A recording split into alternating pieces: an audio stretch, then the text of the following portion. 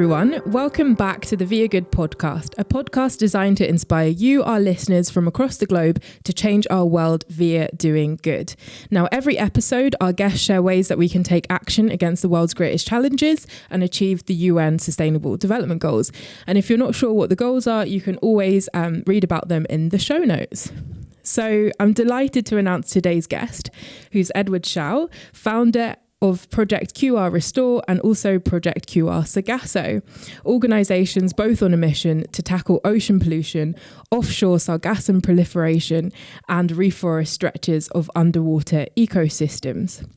Now, Sargassum is at the very heart of the work that Edward does, so we will tackle exactly what that is and how it helps to fund his activities very shortly. Now, as we know, the world's ocean health is in trouble. Sea levels are rising dramatically, putting coastal areas and population centres at risk. It's estimated that 75% of the world's coral reefs are already under threat. The UN Food and Agriculture Organization estimates that 31.4% of all fish stocks are either fished to capacity or are about to be overfished. And what's worse is that an estimated 8 million tonnes of plastic ends up in our oceans each year, which of course has detrimental impacts for sea life both on and offshore. Now, ProjectQRRestore organises ocean cleanup and restoration projects with local community involvement in Quintana Roo, Mexico. They raise awareness regarding the importance of coral reefs and any technological solutions developed regarding the Sargasso continent. And once permits with local municipalities are obtained, the ProjectQR team will undertake restoration and underwater planting campaigns in collaboration with Blue Restoration Institutes in Quintana Roo. By planting vast stretches of seagrass meadows and reproducing coral modules in and ex situ, they will create buffers against ocean degradation and protect Quintana Roo. Now, hello, Edward. How are you doing? Hello there. I'm doing very well. Thanks for having me on this podcast. It's an absolute pleasure. And I'm so excited about this episode. As we were saying offline, I really feel like quite ashamed of how little I know about the oceans and their, I guess, potential to tackle the climate crisis. So I really would love to know sort of how you ended up in this space, what's your background, and how did you end up with a team of climate superiors, as you call them, stewarding and restoring underwater ecosystems? Yeah, so actually, first things first, it's quite all right if you don't know that much about the ocean. Not a lot of people do. A lot of people are still scared of it, with Jaws and whatnot. But a little about myself. I was born in the United States, but because I'm a first generation Asian American citizen, so my parents were busy basically going to school and like setting up shop here in the States. So I actually grew up on a farm with my grandparents. And so my earliest memories are just running through barefoot through, large tracts of farmland.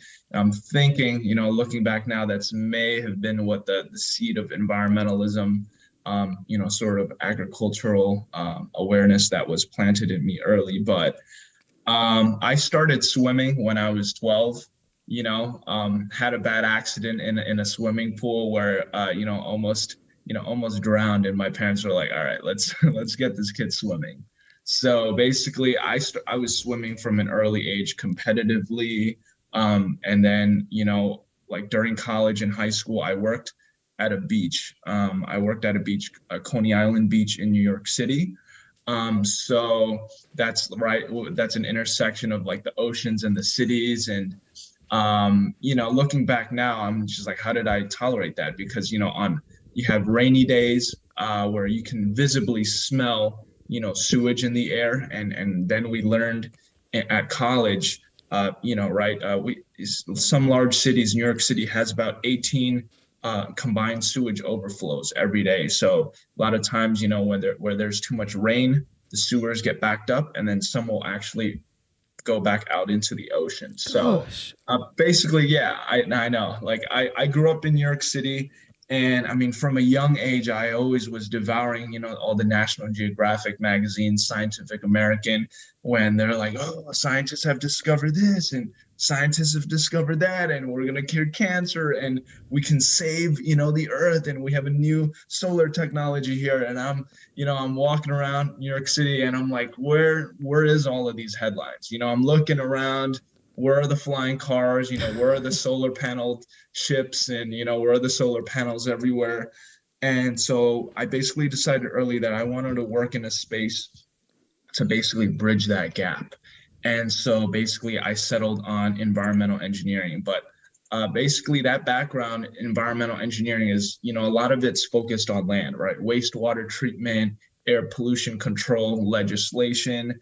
But meanwhile, like every summer, right, I'm working at the beach. I'm spending hours and hours and weeks just staring into the ocean. And I'm like, like, I know we talk a lot about land and solar cars and things like this, and why not bring some of this work to the oceans? The oceans are 2/3 of our planet.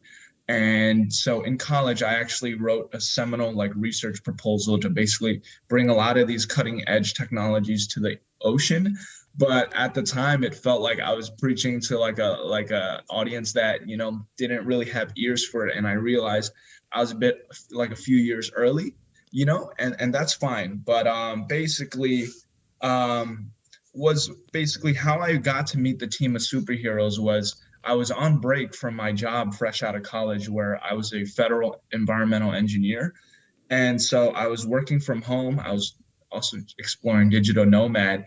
And it was like I was being, puppeteered by like a greater, like a higher power, where it's just like even people you meet in the smoothie shop and you're like, oh, turns out I want to do something about the oceans too. I want to do this. And it was just like, wow, it's sort of like the movies where you can't even run from it, So I was like, wow, now's the time, years later, we have organizations, we have accelerators, we have institutes on land, that want to support this work, and people like you, Kara, so thanks for having me.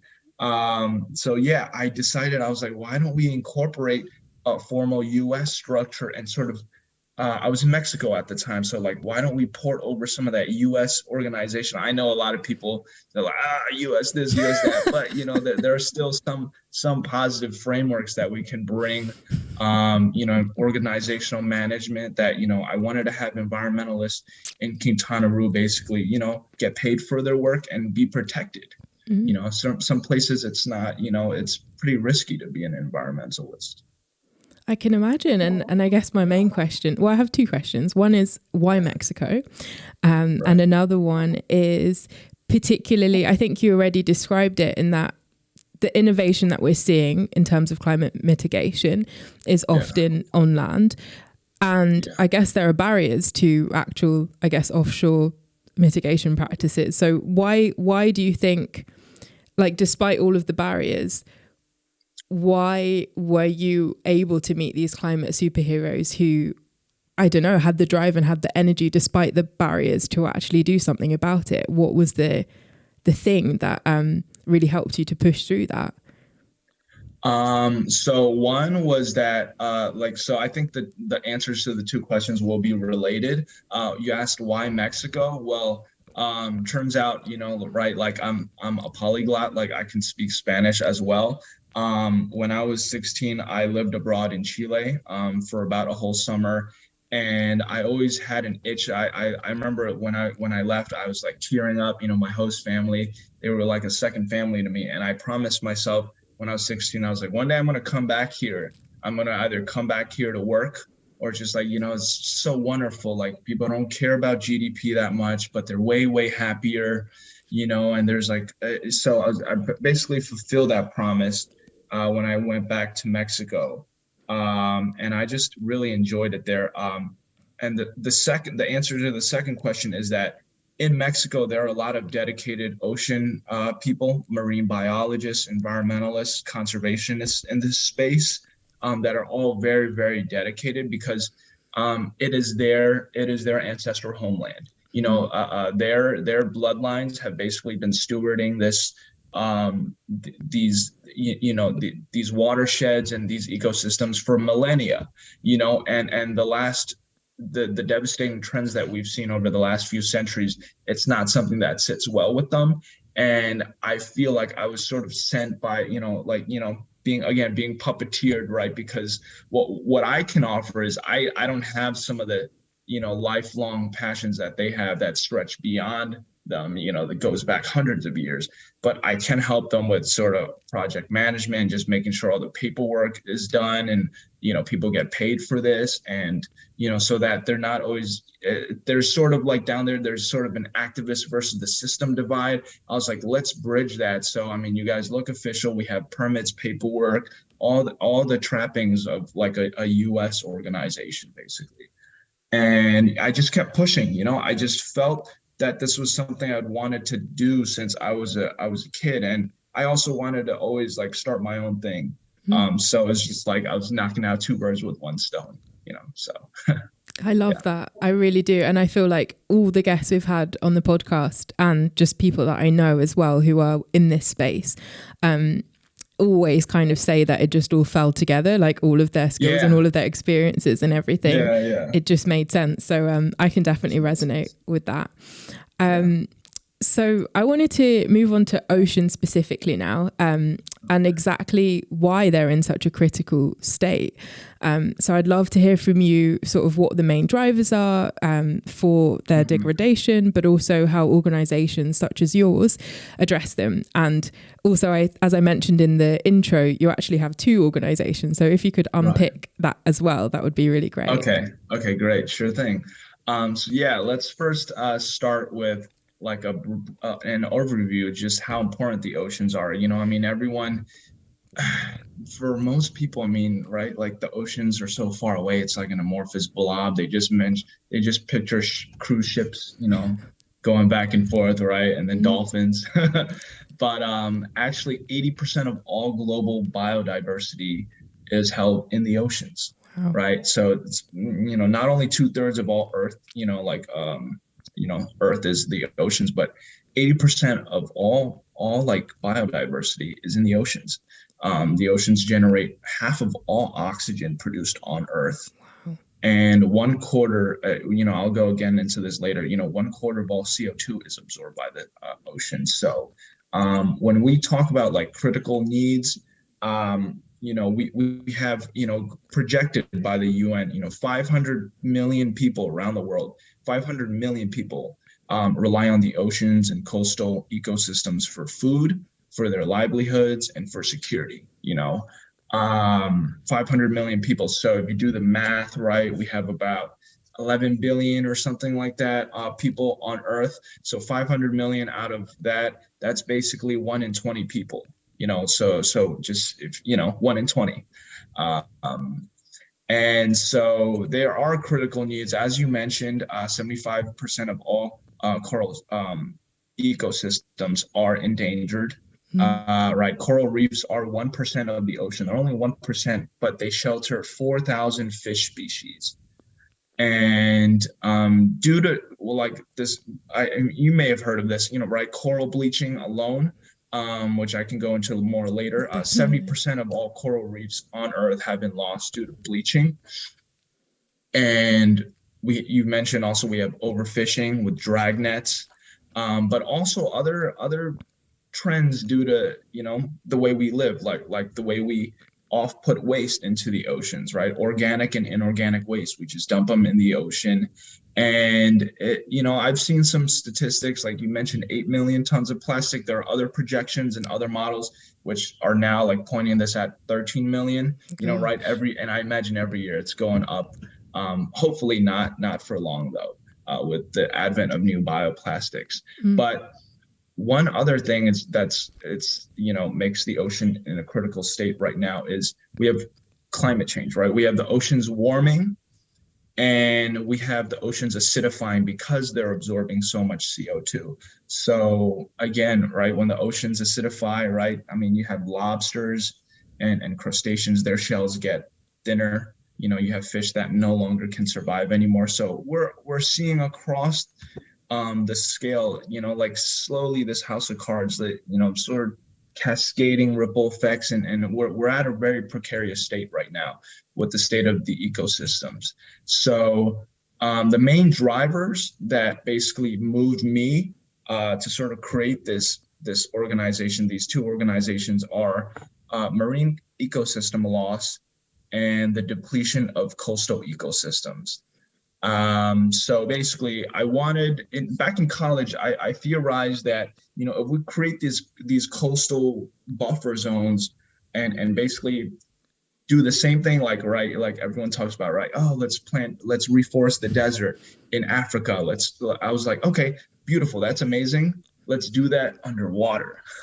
So I was thinking, like, if we do that underwater too, then we'll have we can have zones, we can have zones where all this greenery sort of filters out all the stuff we push on into the water. And we'll also have zones where people can harvest fish sustainably. So yeah, this is all, again, back in college, this was all like a dream, but now with every day it's becoming more of a reality. So that's what we set out to do. ProjectQRRestore, the QR stands for Quintana Roo. That is basically the NGO. We're going to basically have permits. We're going to get, go through the system, and we're going to go through it in a legitimate way. And we'll have teams where we can have divers redirect them towards, planting things underwater, and planting ecosystems, right? Seagrass meadows, coral polyps, planting those. And yeah, basically creating like reforesting and reseeding underwater biodiversity. Now, I first started that NGO, and so I realized this space is so niche. The amount of funding is not really there yet, and the level of global support is not really there yet. So I realized I may have to create sort of a commercial division to support this. And it was right around the same time where I was seeing this brown seaweed pile up in Cancun. And I know it's swarming Guadalupe and all these islands in the Caribbean.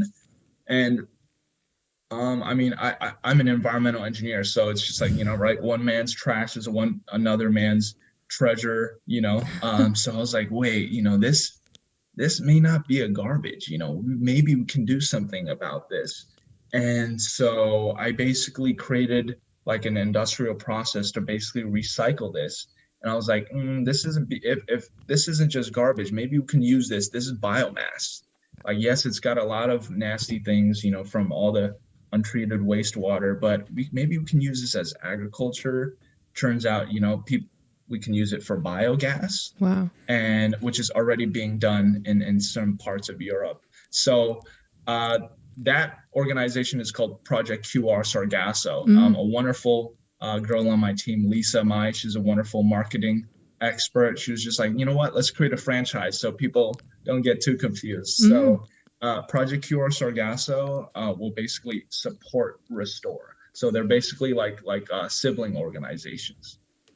I love that. And also how sort of, you found a problem in terms of lack of funding and then decided to fund it yourself, which I think is incredibly inspiring and necessary.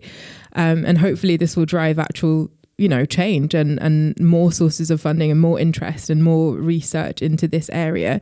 But specifically about Sargassum. So until I started doing a bit of research for this podcast, I had never heard of it. And I'm sure many other people probably in the same boat. Maybe I'm just ignorant, but probably not. So I'd love to sort of unpick that a bit more. I think you've already sort of explained, I guess the sort of, chemical properties or the uses that it could possibly have. But I'd love to hear more about it. Okay, great. Yeah. So Sargassum is basically, it's not one species, right? It's a genus. Right. We have genus and then species. It's a genus containing about 150 different species of brown seaweed, basically currently being found in the Caribbean. So for the sake of the podcast, I don't think our friends will be able to see this, but if you look at the map here, it stretches all the way from Mexico all the way down to Brazil. That's satellite imagery. Currently. So the two most important ones that we want to remember for the sake of this podcast are Sargassum fluitans and Sargassum natans. Those are the two main problems, basically that our organization will work with.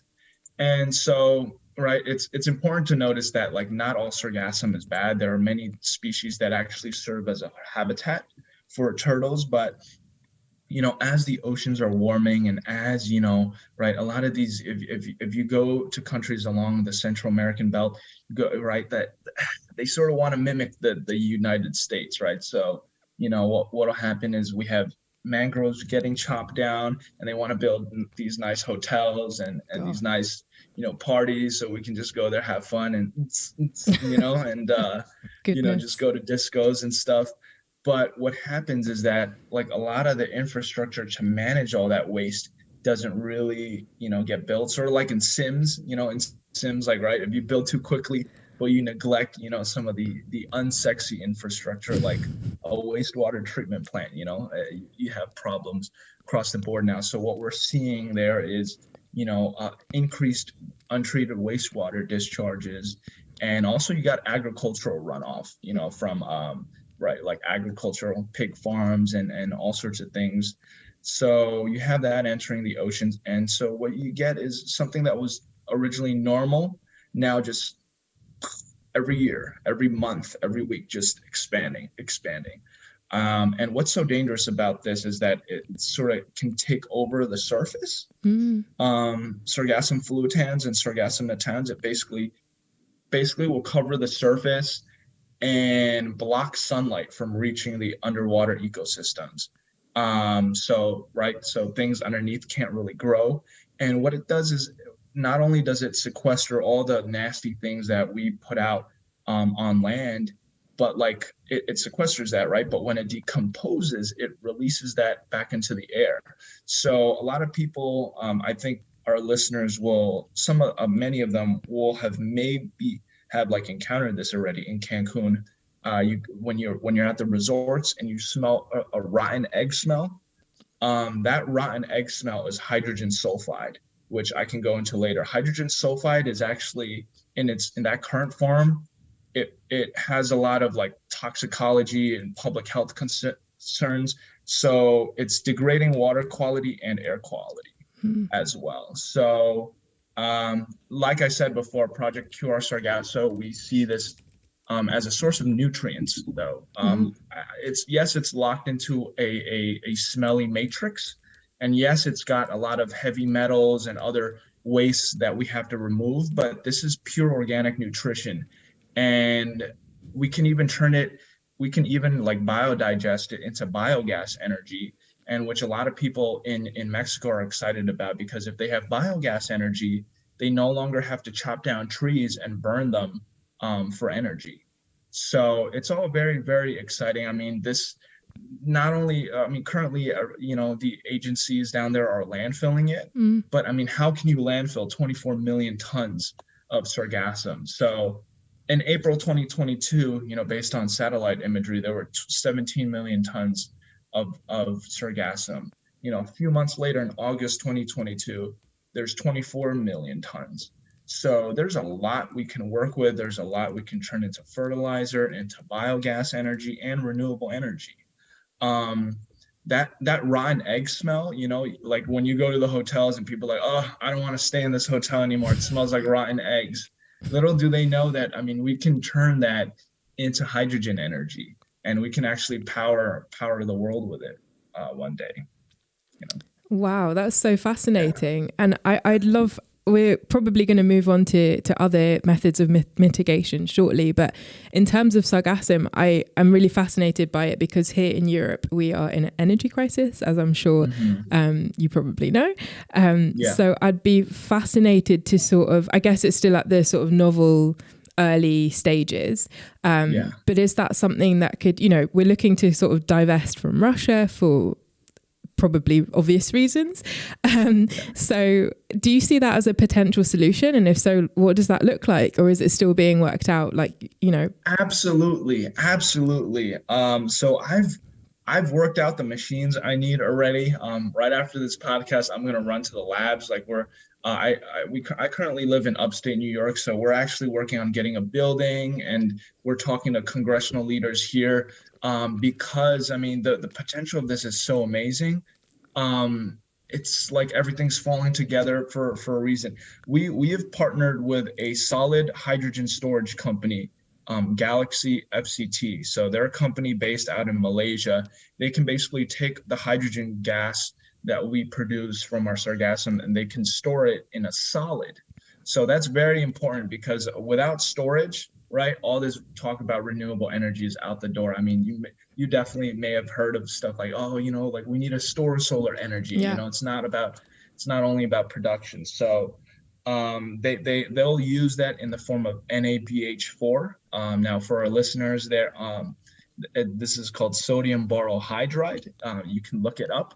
It's basically like a white powder. So that basically what I envision is for us to basically pack this into like this white powder, right? NaBH4, and then be able to ship that to whatever clients we have. I mean, part of the reason why we're growing so fast is that we have a demand of our products globally. So, I mean, like I'm probably going to be, my team and I are probably going to be traveling around the world, sort of, sourcing clients for this. But yeah, that's where, imagine shipping containers filled with, NaBH4, and then we ship it to Europe or our friends in Ukraine, and then they basically can extract hydrogen gas from the powder and use that as energy. It's a beautiful thing, and I'm working like day and night to sort of make that happen. It totally is. I mean, it's absolutely fascinating, and I'm so excited to see where this goes. And particularly, I feel like we've really put our listeners in for a treat because they heard it here first, probably. So thank you for that. So my next question is about climate change mitigation. As we've kind of mentioned, I think the potential of the oceans isn't something that is spoken about as much as the supply side of things. The need to decarbonize, to transition away from fossil fuels. Also, there are conversations, obviously, on carbon sequestration, and that is great, but it often focuses on solutions that are on land. So I wanted to know your opinions as to like why that is. For me, I'm from an island, I'm from the UK, but I'm currently living in Czech Republic, which is a landlocked place. So when I was thinking of this episode, I was wondering, maybe it's because a lot of people live away from the sea and they don't really like see it on a daily basis. I'm not sure. But I'd love to hear that from you, like your ideas. Yeah, sure. I mean, like going off what you said, I think there's a certain, definitely that's a big part of it, right? I mentioned before, right? 1 in 20 people, right, rely on the coasts for food, livelihood, and security. But then there's the flip side of that, where 19 out of the 20 people will live nowhere near an ocean, right? Yeah, they may have access to a pond in a park, a lake, but they don't live near the ocean. So sort of one of those things like, right, like government leaders don't act on climate change unless they can see the destruction in their neighborhoods. We've got that factor. We've also got the factor that, I mean, a lot of people are still scared of the ocean. I mean, I hear it all the time, like, oh, I don't know what's out there. I don't want to go swimming out there. You could never get me. I'll go in a pool, but I won't go into the ocean. And, it's stuff like Hollywood, right? We have Jaws and things like that. So it's real. I mean, a lot of people are scared of the oceans, and it's all right, because I'm realizing just how many of us are conditioned on a day-to-day basis to think of ourselves as separate from nature. So I mean, most of us are already consider ourselves separate from parks, from grass, right, from trees. But the same, I want to put it out there, like the same atoms and the same molecules that are in our bodies once existed in a butterfly, once existed in a Siberian tiger, right? The same oxygen that we breathe flowed through, like a dolphin's veins, so I think what's going to happen is that what's very positive is like a trend I'm seeing now globally, people are starting to wake up to just how interconnected we all are, not just with each other and with globalization, as you mentioned, but with the very ecosystems that fuel us, atomically.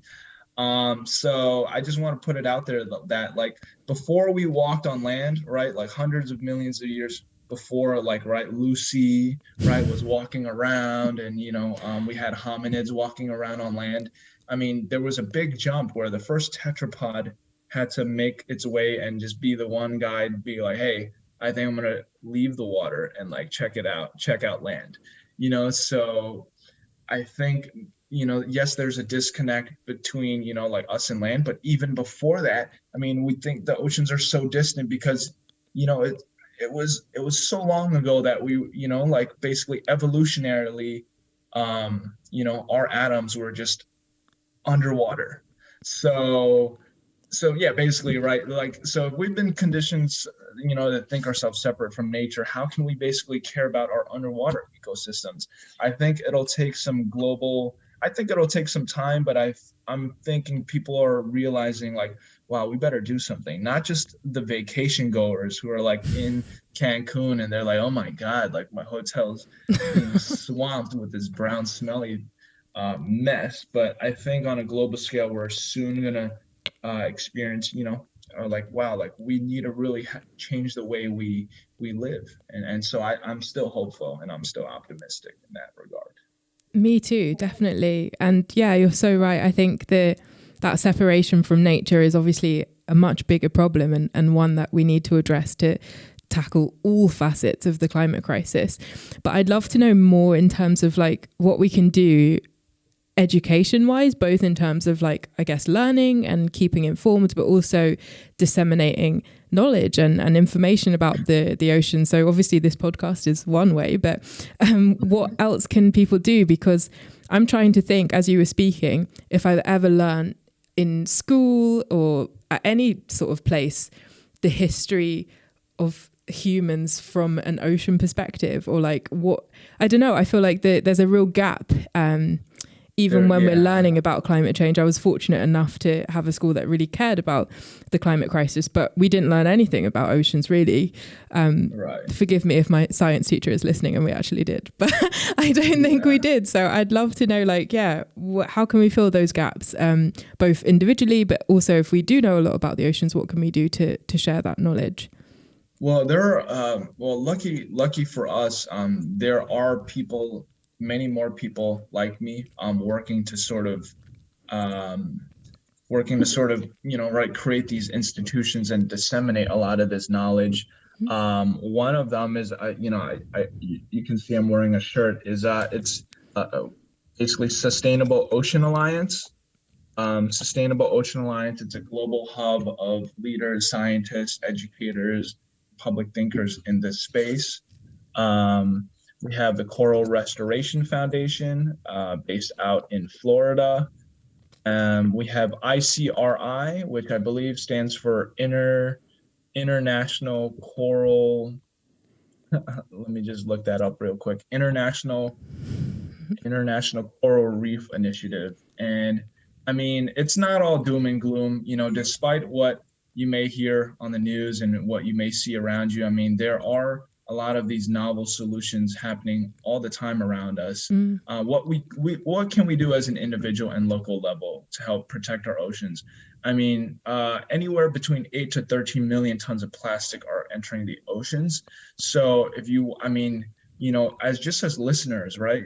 All you listening out there, we can switch to bamboo straws. They have metal straws now, bioplastics. We can basically always be on the lookout for a conscious, eco-conscious consumerism. You as a buyer have so much power, much more power than you think. You can use to switching bioplastics or biodegradable materials. Flexi, FLEXSEA, they're also using Sargassum to create bioplastics. Wow. There's a company out there in the United States called Ecovative, ECOVATIVE. So they basically use a biodegradable mycelium, right? Mycelium is what mushrooms are basically made out of, a mycelium-based styrofoam alternative. So if you're sick and tired of using styrofoam and you're like, I know this is so devastating on the environment, you can look into Ecovative. Like, yes, it's a little bit more money, but we're supporting this new world that's emerging where we're reusing what Mother Nature already gives us and living with that, which we did for like thousands of years, before the Industrial Revolution. And well, it may have gone a little further than that. But yeah, I mean, those are just little examples. And if anything from today, like I hope from this podcast, we can sort of start to shift and spark that interest. And maybe some people listening out there will start to look more at these, more eco-friendly alternatives. But again, I mean, it all starts with a little bit. And, I understand, we may not have learned a lot about this in school and everything like that, but I feel like as individuals, a lot of our learning nowadays is actually unlearning. Totally. It's unlearn. It's like, I mean, it's unlearning what we were taught about in school. So sort of just, I mean, just a few months ago, I was reading, just to give an unrelated example, like I was reading the autobiography of Malcolm X, and it completely shattered my worldview that there was, I mean, we skipped on it so much in school. He's just like, he was a radical. He was basically, but it was just little things like that where you're realizing like, wow, like there's so much we need to unlearn, and we do that every day. And just maybe divert some of that a little more into the oceans and see what happens, Completely agree. I could not agree more. Yeah, it's a shame, but also, we live in the age of social media and of instant information for most of us. So I think that's also motivating. You can find out almost everything. You need to online. Yeah. Obviously, you must fact check it, which is why viaGood exists, to provide true information. But yeah, I think you're so right about unlearning. I completely agree. I wanted to ask a bit more about the restoration side of things. And you mentioned a little bit about what you kind of do in that space, but I'd love to understand it a bit more. How exactly do you guys and your climate superheroes actually undo some of the damage, or hope to undo some of the damage? Can you give me any like practical examples?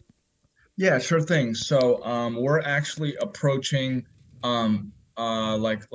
negotiations with certain agencies in Quintana Roo, where we'll be able to get permits soon. But in terms of practical examples, like there are numerous. There is a space for this work already, and it's called the Blue Carbon Restoration Space, Blue-Carbon Restoration Space. I noticed that the space was, when I was in Mexico, I noticed that the space was sort of very exclusive. Often there were organizations, operating in Mexico that they didn't even really speak Spanish.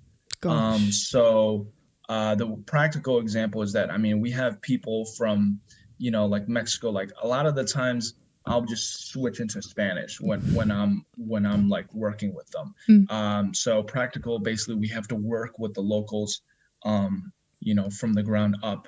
And our model is basically, so I came from like state agencies and federal agencies. Like I saw that there were a lot of labs doing this work, but in the labs already.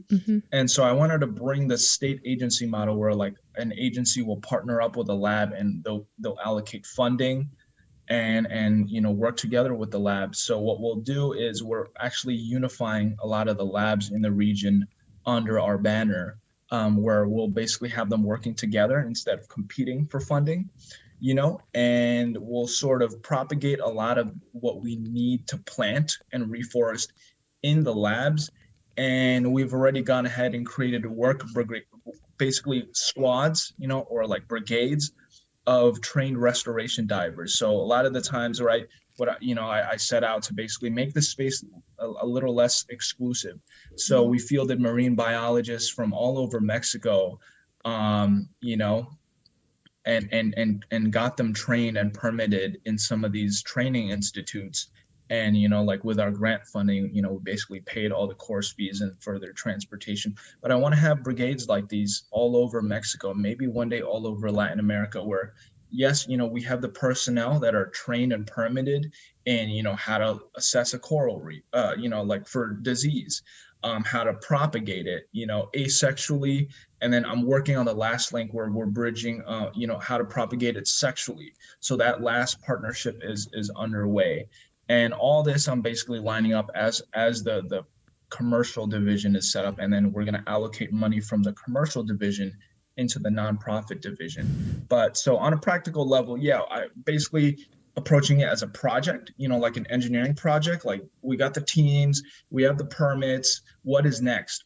Our next step is to basically have a site delineated for us. Basically, we have all the inputs now. We have local buy-in. All right. We even have Mayans, buying into this. I mean, I've lived with them in the jungle. I've worked with them. I've helped them out with things.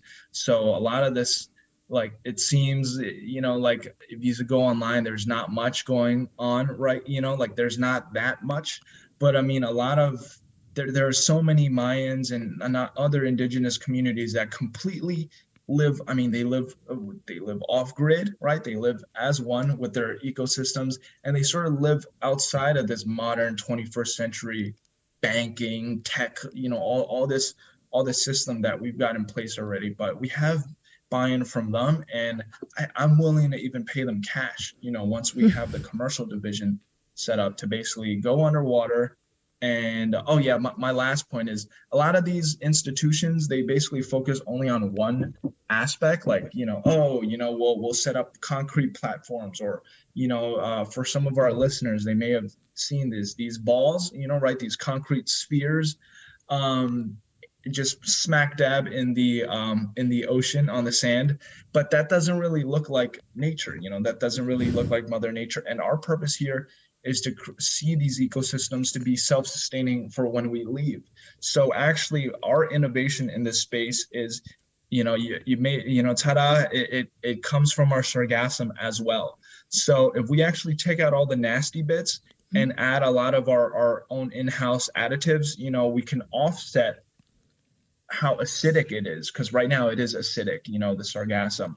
And then we can basically add things that actually accelerate coral growth, and then we can carpet our sites with it. So what's missing in the space is a lot of places, right? They have ladders and they have all these things, and they attach the corals to all the man-made structures. But we're going to skip that, and we've got to test and certify this, of course. And we're doing this all in the US right now, the laboratory process. But once we validate that, we'll basically, our project approach will be, we'll go underwater, right? We'll have our divers. We'll basically fertilize it's no longer going to be sand. We're going to basically sort of, right? It's sort of like how do you reforest a desert? Well, first you got to create something that they can grow on. And that'll be our Sargassum-based marine seabed substrate. And then from there, we're going to plant seagrass meadows. And then seagrass meadows, right? Like before you plant trees, right, in the Sahara Desert, you got to have little shrubs, right? Before you got to have something so the soil doesn't blow away. And so basically, we're bringing that model underwater. And then once we have seagrasses, then the turtles will come, and then we'll have aquatic life seeded in the area that will zone off. And, like saying, no water sports here, no tourist activity here. And we're pursuing that with our government science contacts. And then once we have those, the seagrass will basically sort of buffer and protect the coral reefs from a lot of the stuff still coming into the water from land.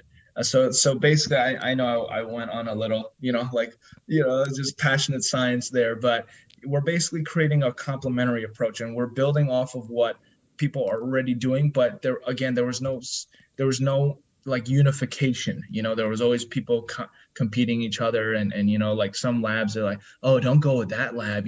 Basically they're competing for these scarce resources.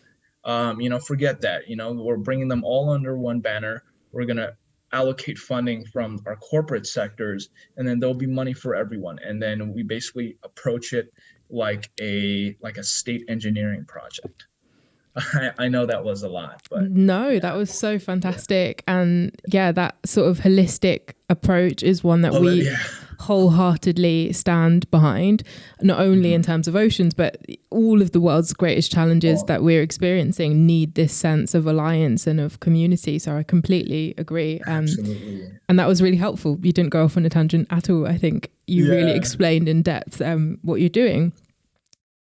Thank you. Yeah, I just wanted to put it out there. I mean, when we're working in the space, we have to shed even the old models of working that we know of. I mean, this old, right, the old capitalistic dichotomy of, oh, if he gets more funding than, or if that organization, if she gets more funding than our organization, then, oh, now I feel inferior. We have to do away with that. I mean, because we're all interconnected. So, a lot of these accelerator programs, they're always like, who do you see as your competitors? Who do you see as your competitors?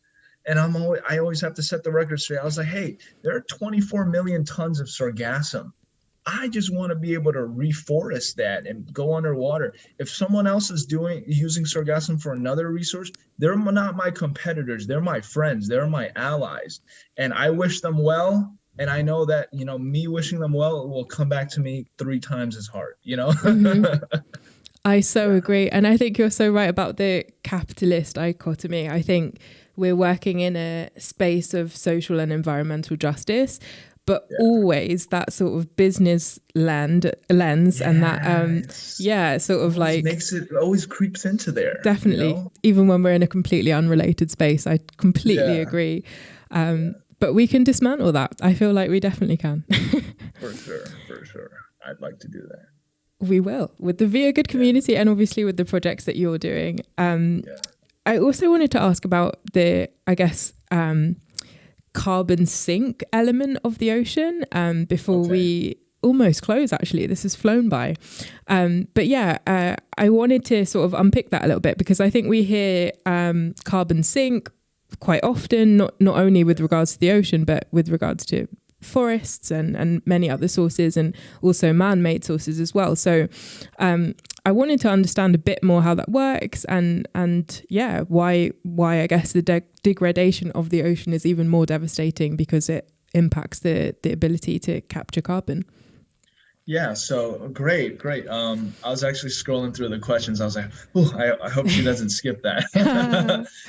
But yeah, like you already touched upon, Kara, a carbon sink is basically anywhere there where there's green flora, anywhere that turns carbon dioxide into oxygen. Any space in nature that sees carbon dioxide as an input.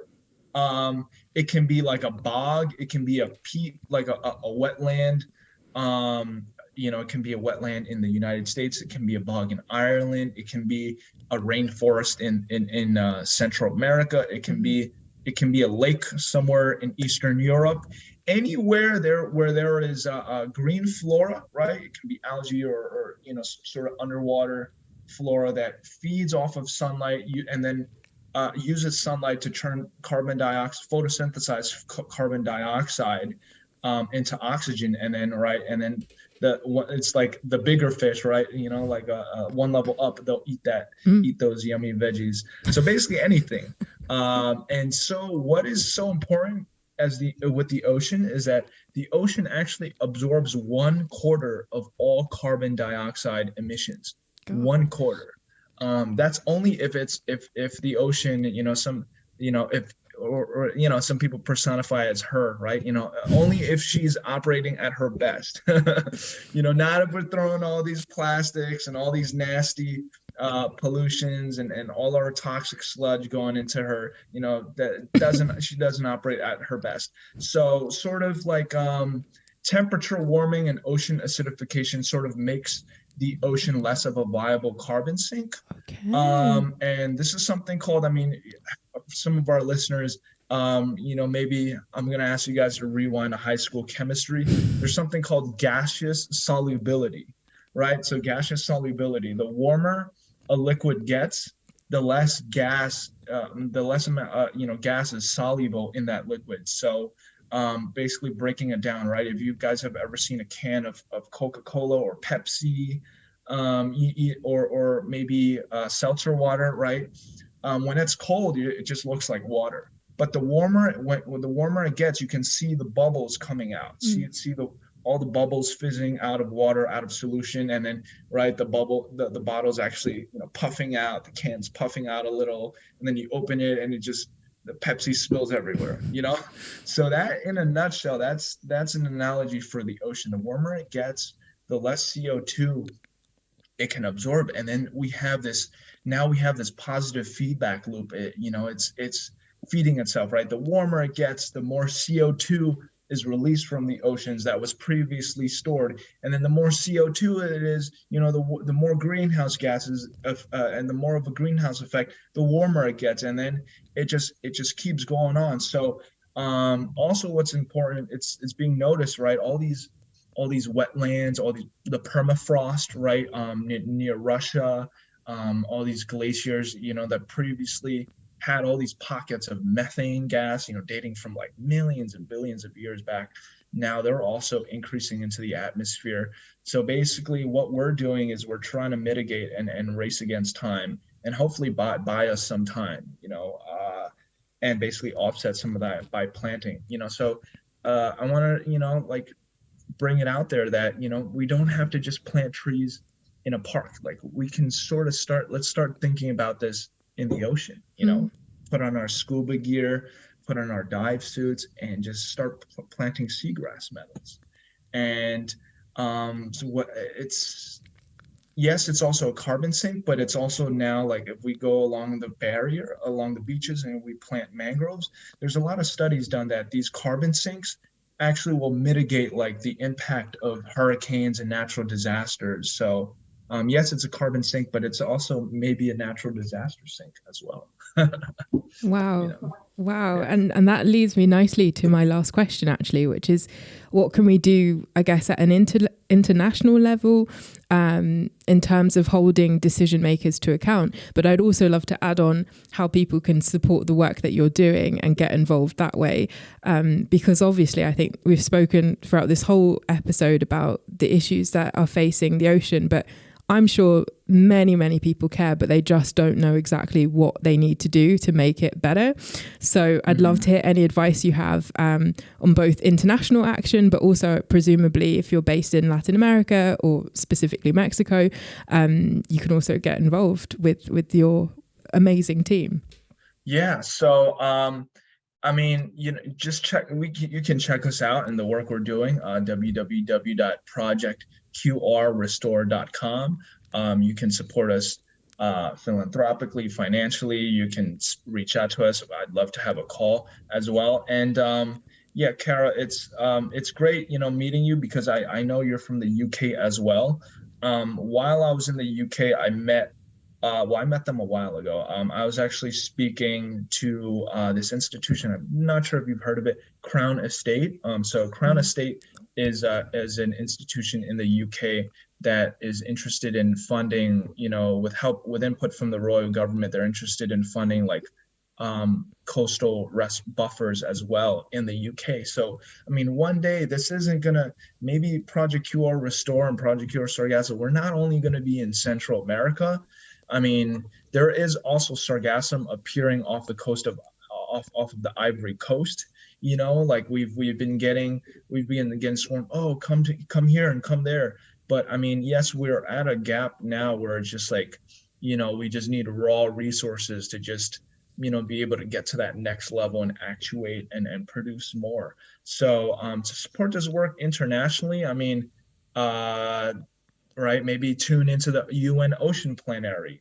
There are a lot of exciting new things emerging in this space, but it's currently unfortunate that a United Nations Sustainable Development Goal 14, 14 is life underwater.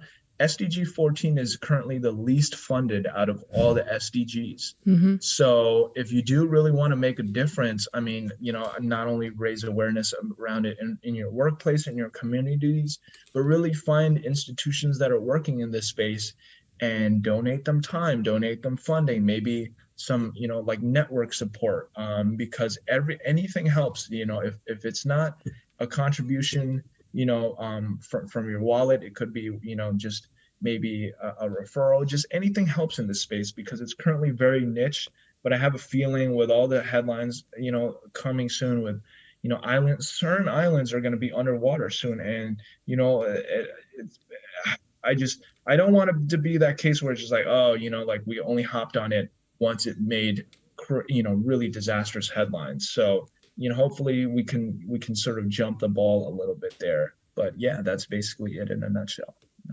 I agree. And I lied. I have a very quick final question, because the time of recording this is right on day one of COP27, which I think we have neglected to mention. So very related to your point about SDG.